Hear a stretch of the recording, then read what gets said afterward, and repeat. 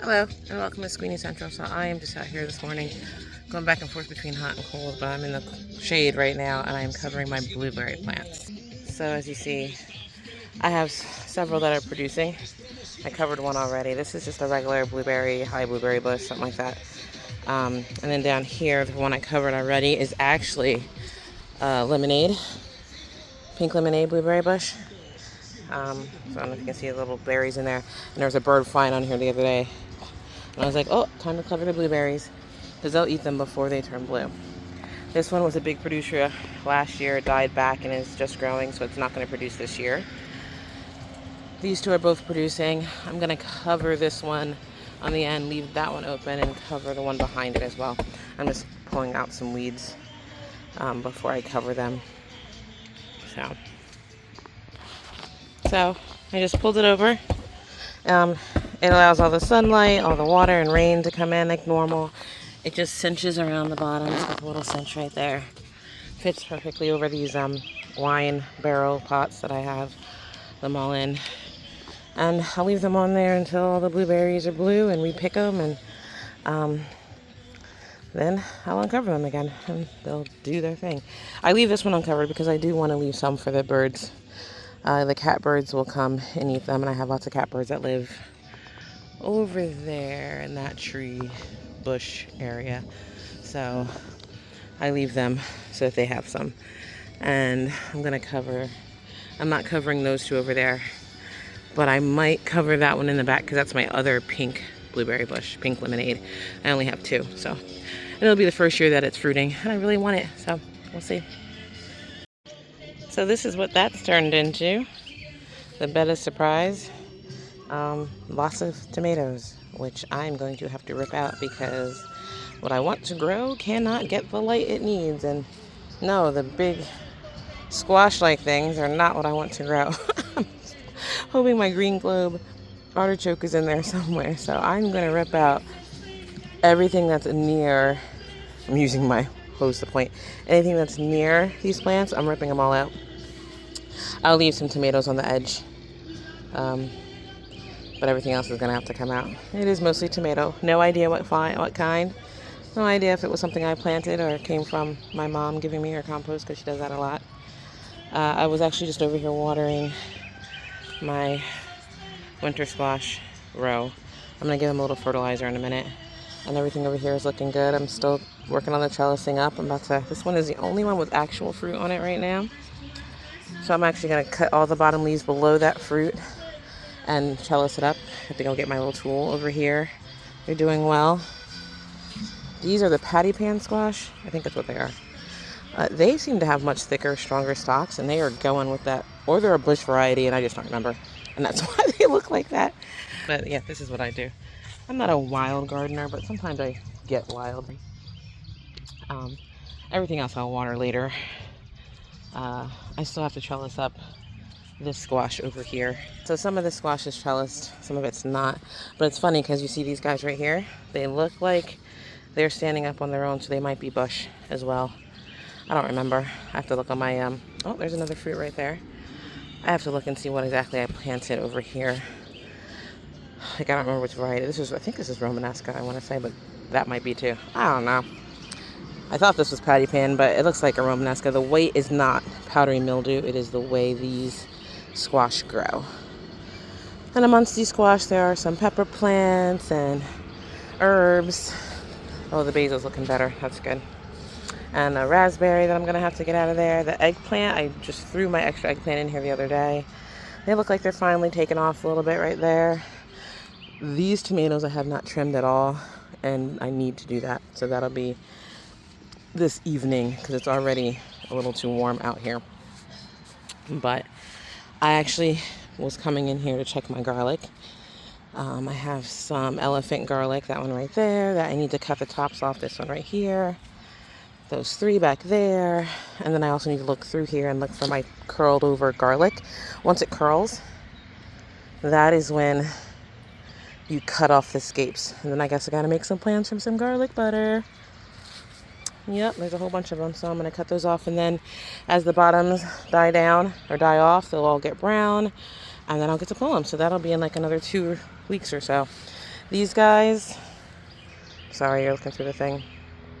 There's some curling. Oh, that one's almost double curled. I gotta cut that one off. Don't want to double curl.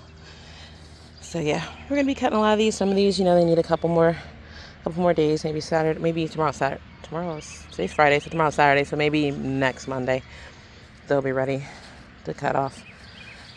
I'll cut those off. So garlic time is here, and then I do not know what I'm doing with this bed. Surprise, surprise. We'll see. We'll see. All right. So I also want to take note of, remember the two beds at the tomatoes? The left one that you're going to see is the one that I put trifecta in when I planted. And the right one is the one I did not. I think I've given it the fish fertilizer PT booster. So we're kind of looking at the difference here. This is the right bed over here. This is the one I've also already trimmed. So they look thinner because I have gone through and I've taken off these armpit guys right here. So this is a oh my gosh, my words. This is a I'm gonna put it on the screen because right now my mind is totally blank.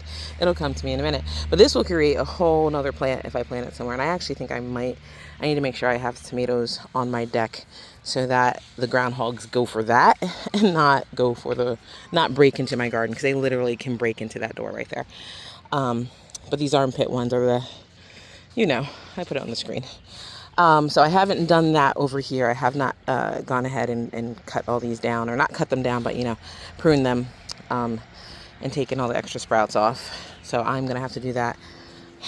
I don't know what I'm doing with this. I'm going to have to do that. I'll probably do it today. I think I said that already, tonight.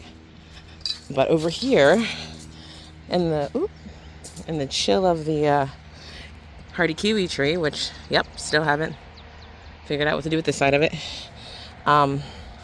We have lots of veggies growing. It is late to be growing the lettuces and maybe not the spinach, but the lettuces. But I put some Chinese lettuces in here / cabbage. So hopefully they'll be fine. That's Butter Crunch. It's looking good. Whatever I grew here, I'll look at my planter app. Did not take. So I'll plant something else there. This looks like freckled lettuce right there. I think this is a romaine here. This is tatsoi, which is also a Chinese lettuce cabbage, which takes to heat fine. So these will actually, they should get really big. I just got to make sure I get them all enough water. Like I said, I'm going to water this afternoon. And my soy plants, first time growing those, but I bought soybeans so I can plant more next year. Maybe, I'm going to check the timeline. Maybe I'll plant the soybean over there when I take the garlic out. Soybean where I take the garlic out, I think that works great. So, whew, it's getting hot already, and it's not even, I don't even know, it's supposed to be 86 today. It is about 10:30 in the morning.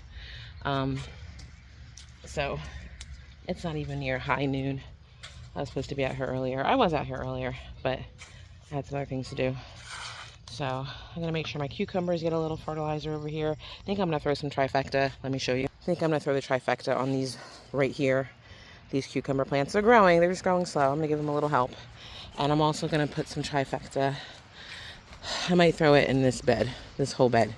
Maybe not the whole bed. I don't need the cucamelons to get anything extra. They do just fine on their own. I'm gonna throw some trifecta in this bed here, on this half of the bed here. I have a lot of pole bean seeds that apparently my chickens didn't eat, but just moved. So there's several of them popping up, and I'm catching them a little late. So I'm in here doing like survival mode so they don't grab on.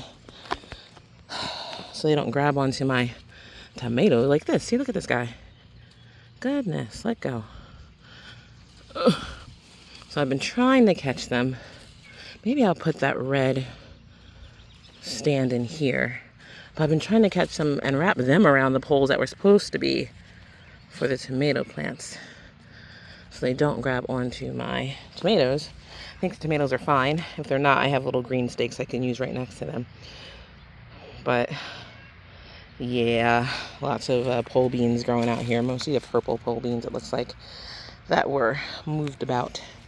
With that one growing up there. So the cucamelons are doing great. All this cucamelon, cucamelon, cucamelon, cucamelon, cucamelon, cucamelon, cucamelon. And these will travel as well.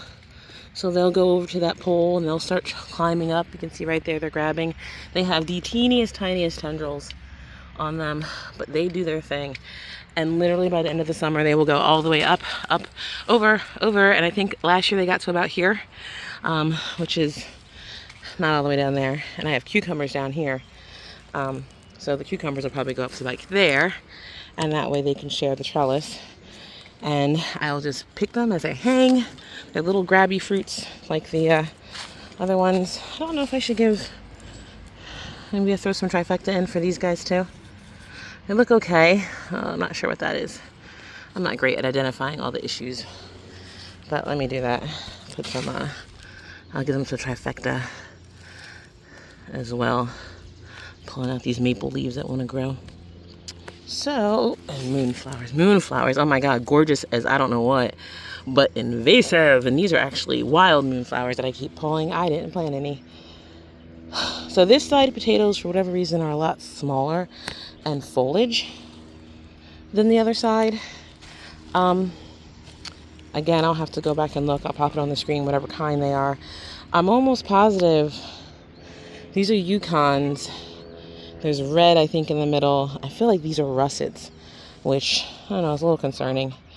I'll have to throw some fish fertilizer in there, because I'm not going to dig up and put trifecta in there.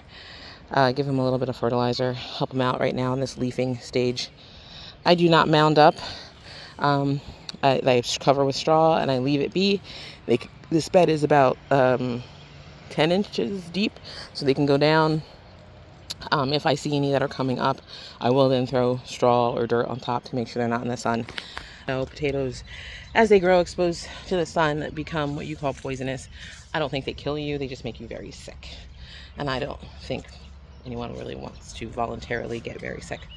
So I'm going to keep going about my day. Thank you for joining me, and have a blessed day. Subscribe, share, like, love. See you later. Bye.